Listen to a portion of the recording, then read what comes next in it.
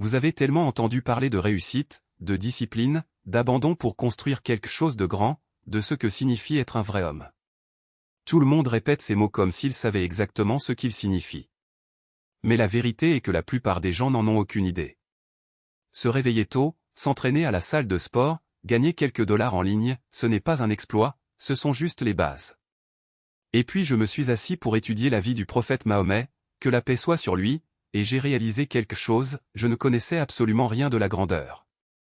Cet homme est né sans rien. Pas de père riche, pas d'héritage, pas de privilège.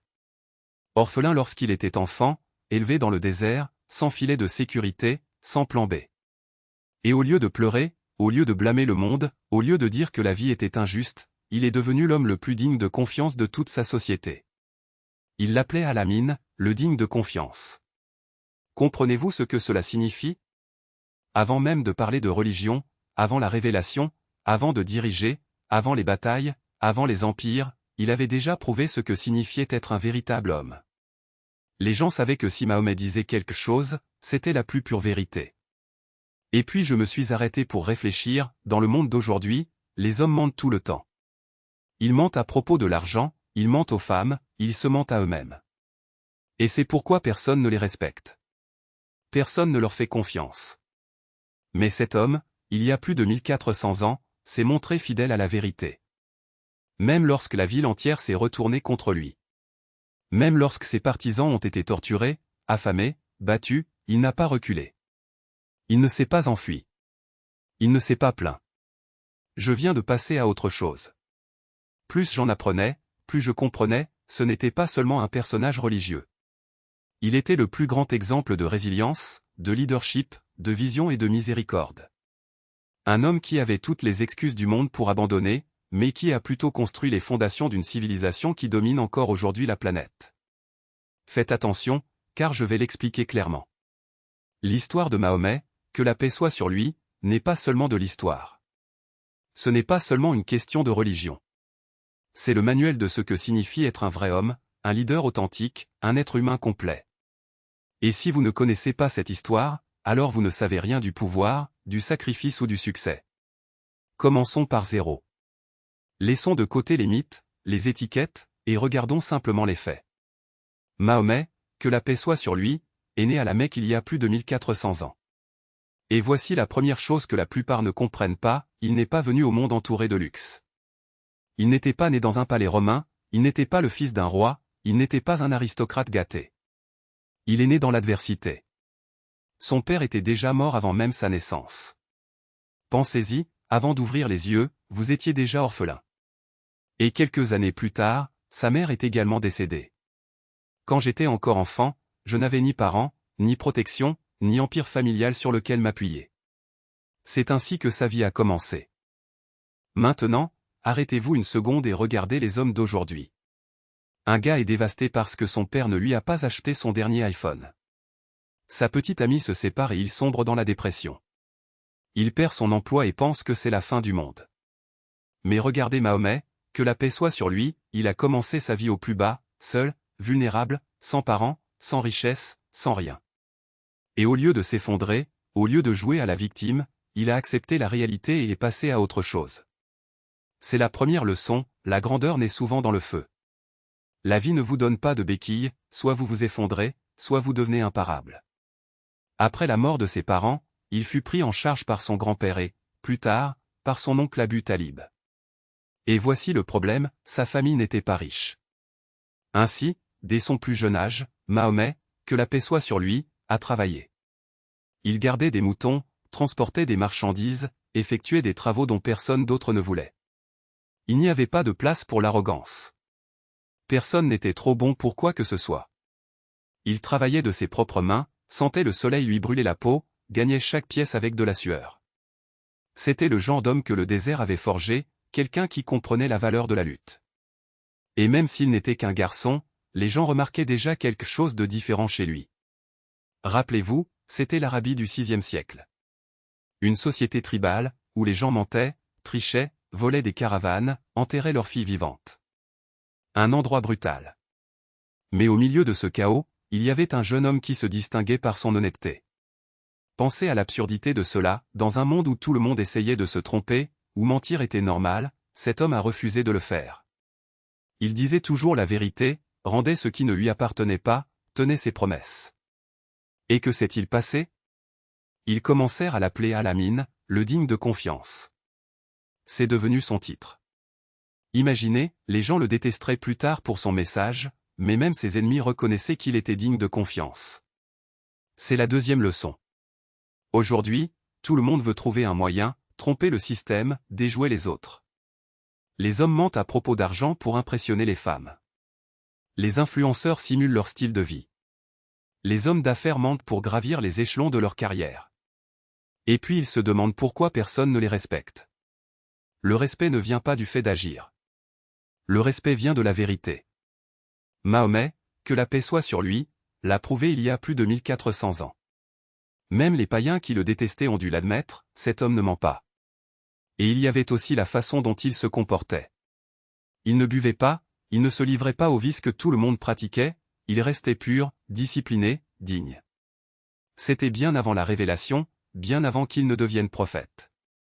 Il vivait déjà selon un niveau de vie plus élevé. Et il y a une chose que la plupart des gens ne réalisent pas, il n'a pas choisi la pauvreté, mais il l'a acceptée. Il n'a jamais recherché les excès. Il n'était pas motivé par la cupidité. Il valorisait l'intégrité avant le matérialisme. Quand il était encore jeune, les gens lui confiaient déjà leurs richesses, leurs caravanes, leurs entreprises. Il travaillait pour une femme riche nommée Khadija, et la façon dont il gérait ses affaires l'impressionnait tellement que, finalement, c'est elle qui lui demanda de l'épouser. Pensez-y, la femme la plus respectée de la Mecque le voulait, non pas parce qu'il était riche ou puissant, mais parce qu'il était honnête, digne de confiance et discipliné. C'est ce qui le rendait attirant. Pas de faux charme, pas de possession matérielle, mais un vrai caractère. Maintenant, permettez-moi de renforcer ce point. Dans le monde d'aujourd'hui, les hommes sont endoctrinés à croire que pour conquérir une femme, ils doivent mentir, se montrer, faire semblant. Ils mettent des filtres sur les photos, louent des voitures pour les publier sur Instagram, jouent avec les émotions. Et pourtant, ils restent mécontents. Savez-vous pourquoi? Parce qu'au fond, tout le monde sait que tout est faux. Cela ne dure pas. Mais quand un homme vit avec intégrité, avec discipline, avec vérité, c'est magnétique. C'est pourquoi Khadija le respectait, l'épousait et se tenait à ses côtés lorsque le monde entier se retournait contre lui. Et voici la partie la plus impressionnante, il aurait pu se mettre à l'aise. Il aurait pu vivre une vie simple de commerçant prospère. Il était riche grâce à Khadija, il avait du respect, il avait une famille. Si votre objectif était simplement de vous détendre, profitez-en. Statut. Et c'est comme ça que tout a changé. Soudain, les faibles sont devenus forts, les opprimés sont devenus des dirigeants et ceux qui n'étaient rien sont devenus tout. Parce que lorsque vous avez une vérité qui brûle en vous, aucune persécution ne peut l'éteindre. Et les dirigeants de la Mecque le savaient. Ils ont vu la puissance de ce message et ont paniqué. Alors, ils ont essayé une dernière astuce, la négociation. Ils ont envoyé un homme pour dire, « Muhammad, nous te donnerons tout ce que tu veux. Veux-tu être roi? Nous te couronnons. Voulez-vous la richesse? Nous vous remplissons d'or. Voulez-vous des femmes? Nous vous donnons les plus belles. Arrêtez simplement de parler de Dieu. » Et qu'a-t-il répondu? Même s'il m'offre le soleil dans une main et la lune dans l'autre, je n'abandonnerai pas cette mission. Ce n'était pas la réponse d'un homme en quête de pouvoir. C'était la réponse d'un homme qu'il avait déjà rencontré. Et puis est venu le pire.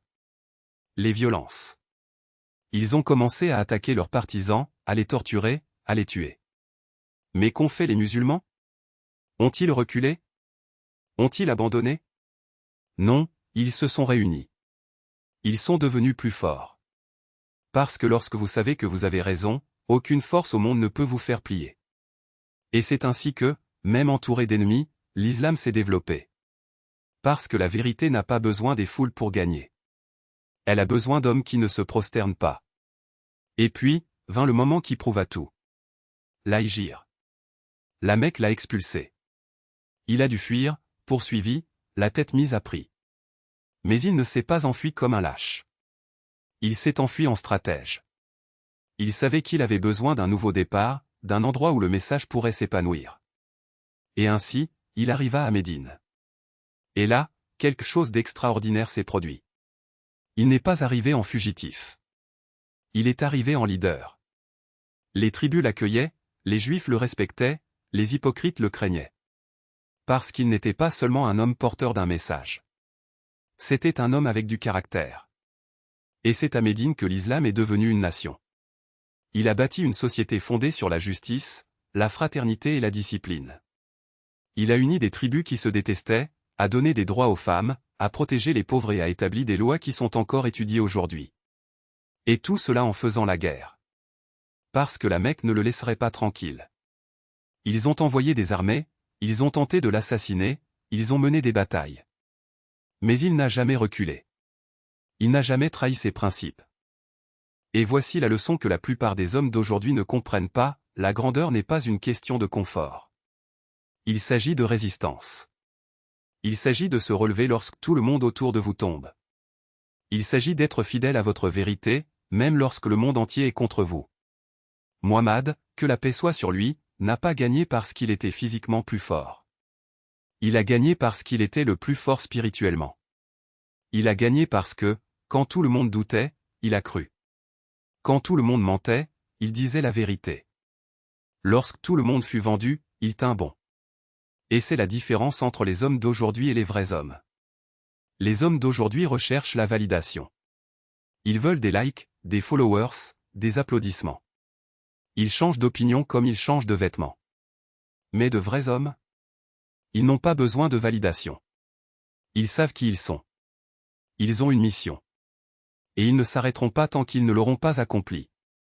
Donc si vous voulez être génial, arrêtez de chercher l'approbation. Arrêtez de courir après des plaisirs vides. Construisez votre discipline. Développez votre intégrité. Construisez votre foi. Parce que c'est de cela que sont faits les hommes qui changent le monde. Et Muhammad, que la paix soit sur lui, l'a prouvé à chaque étape de sa vie. Depuis qu'il était orphelin jusqu'au jour où il est devenu le leader d'une nation, il ne s'est jamais éloigné du chemin. Et c'est pourquoi, plus de 1400 ans plus tard, son nom reste dans les mémoires. Pas par hasard. Mais parce qu'il a vécu comme un homme qu'on ne pouvait pas oublier. Il a balayé le sol de ses propres mains.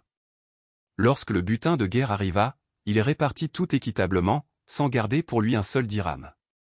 Lorsqu'une femme âgée l'insultait quotidiennement, il lui rendait visite lorsqu'elle était malade, lui demandant si elle avait besoin de quelque chose. C'était l'homme qui dirigeait les armées. Pas un tyran, pas un roi avide de pouvoir, mais un serviteur de Dieu qui gouvernait avec miséricorde. Et c'est pourquoi, lorsque la Mecque s'est finalement rendue, il n'y est pas entré comme un conquérant vengeur. Il est entré en libérateur. Imaginez la scène, les dirigeants des crèches, les mêmes qui l'ont torturé, expulsé, tué ses partisans, tremblaient désormais devant lui, attendant leur punition. Mais qu'a-t-il fait? Il a pardonné. Tous. Va en paix, dit-il. Vous êtes libres. Ce n'était pas une faiblesse. C'était la force. La vraie force ne réside pas dans l'écrasement de vos ennemis, mais dans la maîtrise de votre propre cœur. Et lorsqu'il entra dans la Kaaba, il ne brisa pas les idoles avec colère. Il les nota calmement un par un en récitant « La vérité est venue et le mensonge a disparu ». Assurément, le mensonge est destiné à disparaître. Il n'y a pas eu de vengeance. Il n'y avait aucune arrogance. Juste la victoire de la vérité sur le mensonge. Et voici ce que beaucoup d'hommes d'aujourd'hui ne comprennent pas, la grandeur ne se mesure pas par le nombre d'ennemis que vous détruisez, mais par la quantité de haine que vous pouvez transformer en respect. Muhammad, que la paix soit sur lui, n'a pas eu besoin d'humilier ses adversaires pour prouver sa valeur. Il les a vaincus avec quelque chose de plus puissant que l'épée, avec du caractère. Et c'est pourquoi, même après sa mort, son héritage n'a pas été oublié. Parce qu'un homme qui gouverne avec justice, qui pardonne quand il peut punir, qui dirige avec humilité quand il peut dominer, cet homme ne meurt pas. Il devient immortel. Mais ne pensez pas que cela a été facile. Le voyage de Médine à la conquête de la Mecque a été marqué par le sang, la sueur et les larmes. Chaque victoire exigeait des sacrifices. Chaque pas en avant avait un prix. Et la plus grande épreuve était encore à venir, la mort de son fils Ibrahim. Imaginez la douleur. Un père enterrant son fils. Mais même à ce moment-là, il ne maudissait pas le destin. Il n'a pas remis en question la volonté de Dieu. Il dit, le cœur est triste, les yeux pleurent, mais nous ne dirons rien qui puisse déplaire à notre Seigneur. C'est la différence entre un homme ordinaire et un homme de foi. L'ordinaire se brise face à la douleur. L'homme de foi s'incline, mais ne tombe pas. Et lorsqu'il a prononcé son dernier sermon, debout sur le mont Arafat devant des milliers de fidèles, ses paroles ne concernaient ni la guerre ni le pouvoir. Il parlait de responsabilité. À propos des droits. Sur la façon de traiter les femmes, les orphelins, les faibles. Aux gens, écoutez mes paroles, car je ne sais pas si nous nous reverrons après cette année, a-t-il déclaré. Vous avez des droits sur vos femmes, et elles ont des droits sur vous. Traitez-les avec bienveillance. Il ne construisait pas un empire. Il construisait une civilisation. Et cette civilisation a duré. Aujourd'hui, quand nous regardons le monde, nous voyons des hommes en quête de pouvoir, de gloire et de richesse. Mais où sont les hommes qui recherchent un héritage? Où sont ceux qui construisent quelque chose de plus grand qu'eux-mêmes? Muhammad, que la paix soit sur lui, n'a laissé aucun or. Il a laissé un exemple. Il n'a pas quitté le trône. Il a quitté une nation. Et cette nation, qui compte aujourd'hui plus d'1 milliard d'habitants, se lève encore chaque matin et dit, Ashhadu anna Muhammadan Rasulullah. Je témoigne que Mohammed est le messager de Dieu. Alors je vous demande, que construisez-vous? Que laisserez-vous derrière vous? Un nom oublié en seulement quelques années. Ou un héritage qui résonnera pendant des siècles? Le choix vous appartient. Mais rappelez-vous, les hommes qui changent le monde ne sont pas ceux qui recherchent le réconfort. Ce sont eux qui choisissent le chemin le plus difficile. Ce sont ceux qui, comme Muhammad, que la paix soit sur lui, regardent l'adversité et disent « Dieu est avec nous ». Et ils passent à autre chose. Et transportaient des briques à main nue, aux côtés de ses compagnons. Quand il fallait labourer la terre, il était là, penché au soleil, en sueur comme tout le monde. Il ne s'est pas caché dans les palais ni ne s'est isolé sur des trônes d'or, donnant des ordres de loin. Il vivait parmi les gens, mangeait ce qu'ils mangeaient, s'habillait comme eux, dormait sur des nattes en feuilles de palmier au plus simple que ce que les rois les plus pauvres n'oseraient jamais vivre. Et c'est pour ça qu'ils l'aimaient. Non pas à cause de discours vides de sens, non pas à cause de promesses lointaines, mais parce que, lorsqu'ils le regardaient, ils se voyaient eux-mêmes. Parce que lorsqu'ils le suivaient, ils ne suivaient pas un homme, ils suivaient le miroir de leurs propres possibilités. Car lorsqu'ils disaient « Suivez-moi », ce n'était pas un ordre, c'était une invitation, « Viens, je suis déjà là, sur le même chemin, avec les mêmes mains calleuses et le même cœur ferme. » Ils le suivirent non par peur, mais par admiration. Pas par obligation, mais par choix. Parce qu'un leader qui ne connaît pas le poids du travail ne comprendra jamais le poids du leadership. Parce que celui qui ne ressent pas la faim du peuple ne saura jamais la satisfaire. Parce qu'en fin de compte, les gens ne suivent pas les titres, ils suivent la vérité qu'ils voient dans les yeux de ceux qui les guident. Et dans les yeux de Muhammad, que la paix soit sur lui, ils ont vu la vérité la plus pure, que la grandeur ne réside pas dans ce qu'on a, mais dans ce qu'on donne.